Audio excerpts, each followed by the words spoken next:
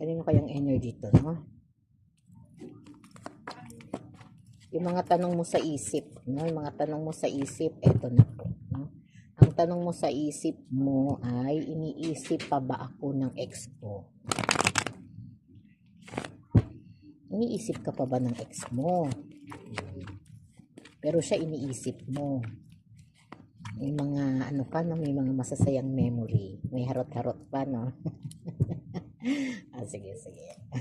Iniisip pa ba ako ng ex ko? Good luck ha sa mga makaka-resonate. Sa mga hindi, no? Silip na lang kayo ng iba. Baka meron pa tayo dyang mga video para sa inyo. Pa-follow na rin ako sa sa TikTok account. Sa mga interested magpa-private reading, ito po ang number namin ha. Pwede po kayo doon sa Facebook account namin, no? Sa same din po ng pangalan ha. At same ng number. Hindi po tayo nagpapalit ng number, iisang number lang yan sa lahat ha. Kaya pag kayo na-scam, hindi po namin sasagutin. Tsaka hindi rin po kami nag-message ng direkta sa inyo. Kayo po ang mag-message sa amin, tatawag ha. Okay po. Salamat.